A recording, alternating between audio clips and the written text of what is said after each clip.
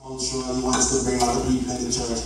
But how do you know it's a Jamaican church? The senior pastor is the electrician. He's the gardener. He's in charge of security. And so, yeah, it's a Jamaican church. Now, I didn't know that when I became the youth pastor, that I also was the janitor. And I was the maintenance person. I didn't know. But hey, it's a job, and I'm liking it. Alright? No, we're Jamaicans. Most of us here are Jamaicans. I see some white people here. But you know who Jamaicans are, out of many. So even if you're not Jamaican, you're officially Jamaican tonight. Because we're celebrating our culture. I didn't get the memo with the dress code, and I see the ladies looking very, very nice tonight. Some of the men, you know, doing good, yes. I see a nice bow tie over there, so yes. Representing your colors. But isn't it a wonderful thing when we can celebrate our independence, even from so far away from home? You know, one thing I like about us as Jamaicans, anywhere we go, we fit in. No, for real. You see, as soon as we come off of the plane, the part will go. Jamaicans can fit in any situation and any circumstance. And we are industrious. We are hard-working people. I always say this everywhere that I go and talk to my Jamaican people. I say this, that we have a lot to be proud of. Amen? Come on, work with me. You're Jamaican, you have a lot to be proud of. Listen, let me say this. When we came to this country, we didn't have to do anything illegal to come into this country. You see, we didn't have to wet our foot to come into this country.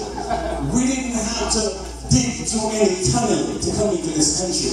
We came into this country through the airport. We're dressed nice. We walk with our heads high and we have our carry-on behind us. Hot, like 21 fireside. We go up to the custom officer and we say, hold on your stay. And we say 2 weeks. Listen, I don't know 2 weeks or all this way. Jamaicans were the proudest set of illegals in America. And I promise you, you know, the problem that I have is with the Jamaicans who already are living here and tell us to come. Because, you know, the Jamaicans that live here already, they don't tell us who are visiting that we only get 2 weeks in the house. No, for real. When our families come, we need to just be playing with them and say, listen, I'm only giving you 2 weeks in the house. Because the first week we take them to the mall. You know, we take off from work and we take them to the Chinese buffet. We want them to eat, but we really don't want to spend that much money. The second week we said to them, listen, you can stay in the house a little bit because, you know, I have to go back to work and stuff. So just make yourself at home. By the third week is problem. Because we come home and we start to complain about the lights. Why is so much light on in the house? You look in the fridge, you say, who drinking milk? No, it's me winding at the house. No, you won't be me winding. By the fourth week, and you can tell me if it's right or not. By the fourth week, this is us. Listen, you have to find something to do while you're here, because you can't just sit on the house. You have to find a job. No, like how many illegal, don't it? Then I want to answer. Because the illegal is still there. But this is who we are. You know, I wish our special guest, our honoree, was here because retirement is a great milestone. It's moving from one transition in life to the next transition in life. And everything takes season, amen? When we came to this country as Jamaicans, anything that we find to do, we're going to do it. Amen? You see, we got to find a way to send that message back to Jamaica. Because if you look at our Jamaican folks at home, every night is a party. In foreign, you walk to your room and you go home and sleep. You're not paying party, you might get a little weekend where you go somewhere. But it's so great to know that we as Jamaicans, we work hard to make it and to have what we have, to provide for our families. When I came to this country a couple of years ago, I had to work hard. You know, it was so good that I found somebody who was working and I decided to work with him. So we started selling fruits. We would push a little cart in the community. We would travel around and we would call out the fruits and people would come out of their house to buy. So we say apples, bananas, oranges, and we were making some money, good money. One morning, as we pushed our carts, a car came around the corner, hit the cart, fruits everywhere, cart mash up. Two of us looking at one another, what we're going to do? He looked at me, me look at him, he said, listen, I now lose my money. So we said, fruit salad. We're selling fruit salad. We now lose. We never come to this country to lose. We come to work hard. A couple of years ago, I got a little painting tour, and we started painting. The man gave us some colors and said, listen, I need you to come on the back and paint the back porch. Anybody remember Morning Glory? Some of the one that come from Ghetto. You know Morning Glory is the color, the blue color that everybody in the Ghetto used to use. But he gave us some paints and he said, listen, just go on the back and paint the back porch. And so I went around, I painted the front, my friend painted the back. And when we were done, the man gave us a couple of dollars. I felt good about it. Yes, you're working, you're working, you're working. So the man said that was a very good job you guys did. Is there anything that I can do for you or anything that you want to say? And my friend gave out and said, listen, Mr. Sir, I was responsible for painting on the back porch, but I just want to say it's not a porch, it's a BMW. The whole of the man here BMW. That's who we are, we take things literal. The Jamaicans, we take things literal, right? Am I lying? Am I lying? Let me tell you something. I went outside yesterday morning and I saw my neighbor. He walking and jumping, walking and jumping. So I said, oh Lord, it looked like Mr. Winston on drugs. Because you know, sometimes come here and get in a grand crowd. But he said, no. I go there and I'm a goodly person. I said, Mr. Winston, you alright? He said, yes man, I'm good. I said, you sure? Because I see you jumping on the street like you're on drugs. He said, no. I went to the doctor and I got medication. It said, take 2 today and skip tomorrow. We take things literal. That's what we do. It's great living in Miami. If you live in Miramar, in Miami, give yourself a round of applause. Come on. The thing I really like about living in Miami is that it's multicultural. I love that. I love the fact that you can go outside and you can interact with other Caribbean nations, you can interact with Hispanics, you can interact with almost anybody. You know, if I put on a white t-shirt and a jeans pants and one of those big shoes, I almost look Spanish. And every now and then I go down to Hialeah and they talk to me as though I'm Hispanic. You know, I go to the bank, for instance, the lady says, Buenos dias. And I said, you know what? We're Jamaican. You know, make them get me out. So we talk back to her in Spanish. They said, no, king of Taco Bell.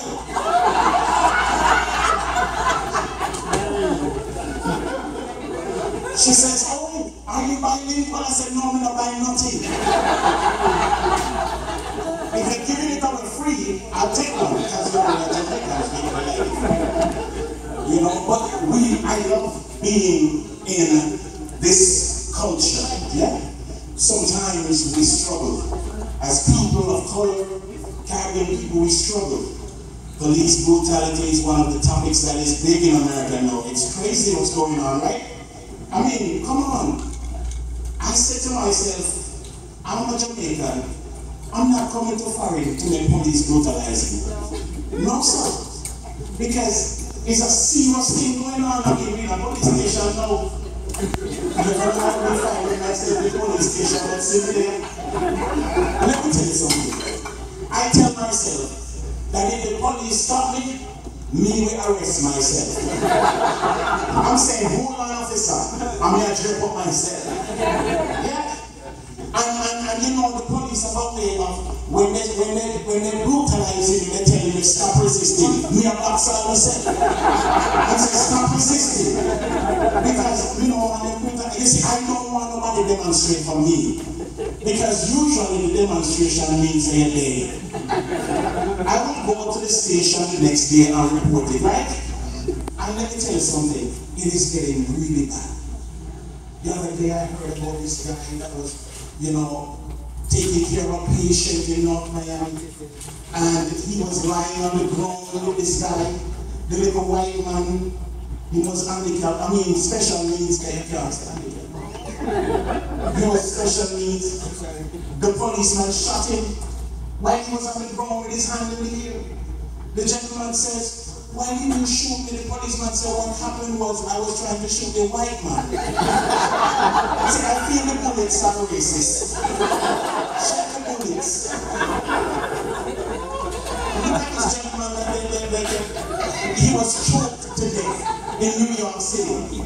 The man says, I cannot breathe 14 different times. And yet he was still suffocated to death.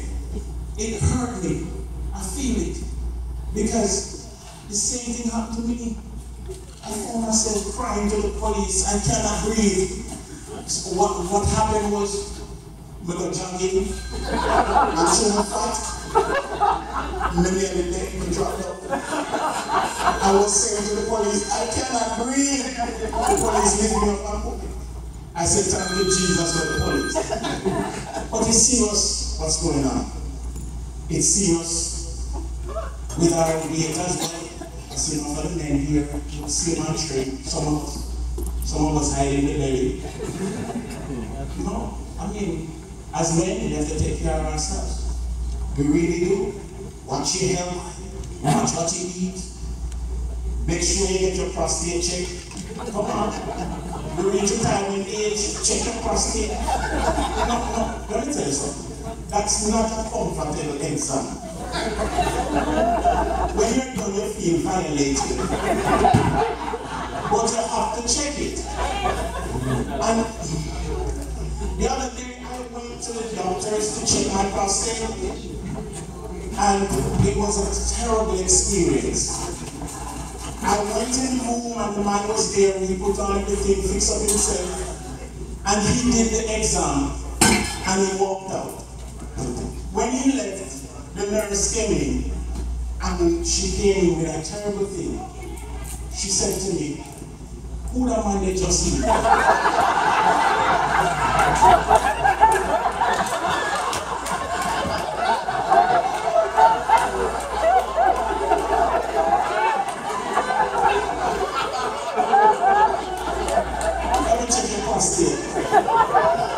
And as I said, you have to watch your weight. Some people don't want to admit it, but they are facts. And let me tell you something. How do you know it's fact? If something falls on the ground, you have to roll to pick it up. You're fat. I don't wear shoes with lace. Because when you're going down to tie your lace, you have to whisper a word of prayer. And pray that the Holy Spirit lift you back up. No, some people are fat. Some people say, no, I'm big boned. No, you're born them fat. The other day I was in devotion and I was reflecting on my weight. And the Lord led me to a song. I'm just going to sing a little bit of it for you because I was so spiritual. I felt so holy at the time. Hot color move on down. Kawasaki Ninja. The song says, truth is unfact. You see it too. I try to change, but I love food. I'm all stressed out, but I'm hungry too. Ooh, you don't know what jerk pork can do. Truth is I'm weak, but I love French fries. And when my burger is done, I could eat apple pie. But still my soul refuses to quit. Ooh, one day I must get fit. So take me to the gym. How many fat to trim?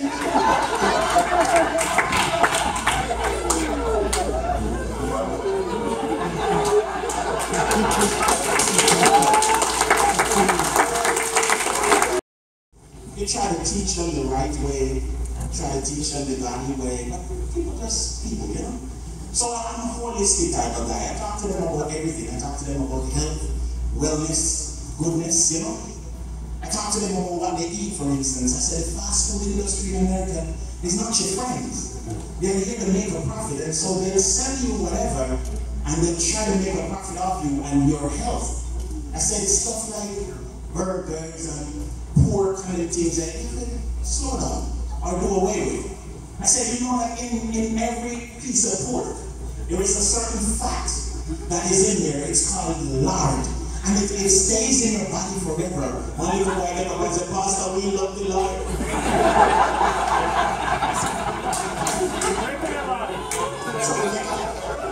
Thank you, Lord. I tried to change the subject. I said, you know, stay away from strong drink.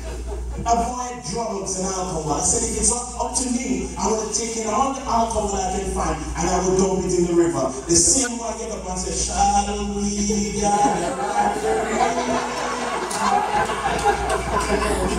We must be a job. We serve food on Friday night when we have meetings. I put the food out just as how you see the food there, you know, we try to make sure we do a little upscale thing, strawberries, grapes, and oranges and stuff. And I notice all my kids, they run and they fill their plates with the strawberries as I put it out. I said, I cannot have this. I go and I write a sign, put it on the strawberries. The sign says, take only 2 because God is watching. Fair enough. The little boy will get paper. Alright, sign. Put on the orange. Take as much as you want, I've got to watch your strawberry.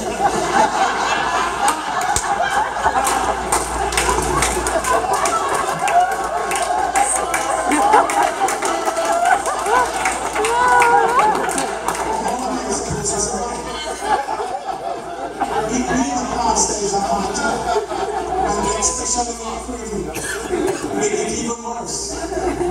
I had an assistant pastor who I used to send out, you know, to minister to those members who were shut in. We call them shut in, they can't come out to church, but we still go visit them, you know, bring communion and stuff. And so he used to go to this one particular house. And I always asked, I said, why are you always at this one particular house? But we didn't know that the lady was feeding him.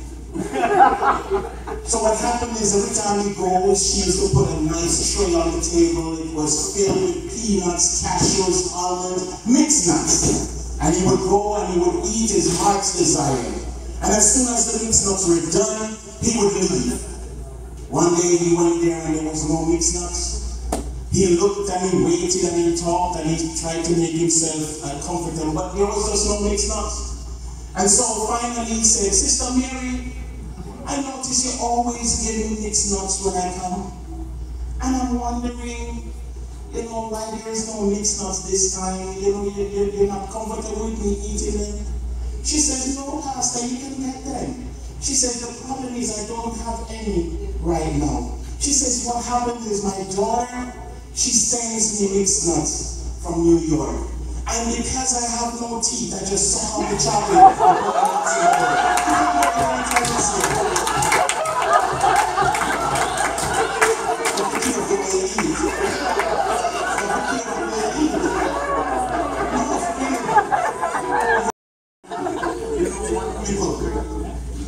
I don't see any Chinese here. I noticed that the brothers are Chinese. You know, Chinese people don't play with them. They don't really eat and drink it, you know? I'm serious. They're very serious. And I like them, but you know, they're very serious people. The other day I was at 441 in Miramar, and I saw this Chinese man. He was struggling with a bag and he was looking around. And being a good Jamaican, good Christian person, I go up to him and said, Mr. Chin, you know, every Jamaican call every Chinese Mr. Chin. So I said, Mr. Chin, you're okay? And Mr. Chin said, oh, I am trying to find Johnson Street and Miramar. I said, oh, Mr. Chin, you're lost. He said, no, I'm not lost. Johnson Street lost. I am right here. Apparently he was going to the hospital. Mr. Chin says his wife is going to have a baby. But I said, Mr. Chin, you're going to the hospital? He said, yes, I'm going to the hospital. I said, but you can't go in the hospital with all this bag and stuff. And he says, no, I got to name the baby. I have pot in the bag. I said, what?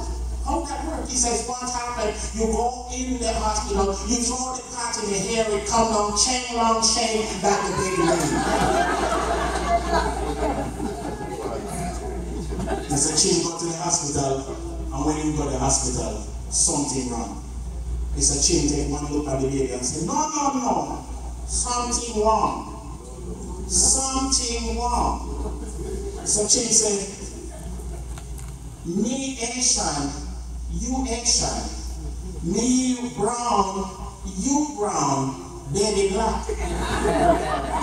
Probably Miss Chin over past some Jamaican and one thing led to another. Miss Chin quick thinking on her feet. She said, no, nothing wrong, husband, nothing wrong. She said, listen, we come from far away China, all the way to Miami. Temperature. You hot, me hot, baby hot, settling bono.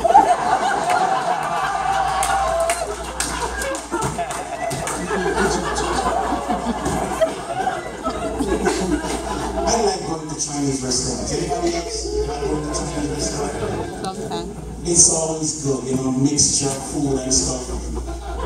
And my last comment here, before I go down, I don't want to bore you guys. A friend of mine, we were leaving from work, did a little bit of construction, and he says to me, listen, I find a very nice Chinese restaurant.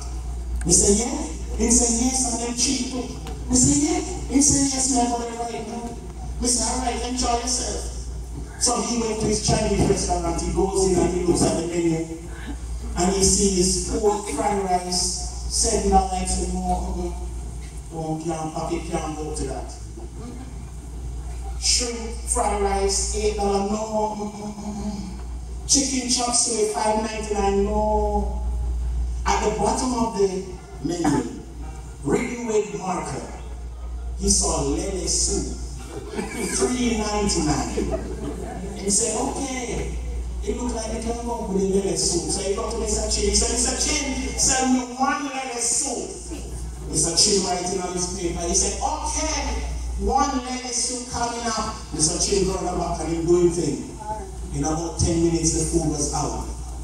The meat was nice. The vegetable was nice. Soup was thick and rich. You know? Everything healthy. My friend, he ate and made himself comfortable. The next day, Tuesday morning, he go back and Mr. Chin. Mr. Chin, send me one lele soup. So Chin said it to lele soup. Wednesday morning by 2. Carry one home for the wife. What do you? Carry one home for the wife. Thursday buy lele soup. Friday buy lele soup. Saturday come back in and he said, Mr. Chin, this time, you know, he has confidence. Take the money and he throws it down on the counter. He says, Mr. Chin, you know what I want? Send me one lele soup. Mr. Chin was writing again. He put his pen down and he looked up at him. He said, every day you come here, you order lele soup. You order lele soup Monday, Tuesday, Wednesday you buy 2 lele soup. Thursday you order lele soup. Friday you order, now Saturday you order lele soup. You think it's everything done on puppy?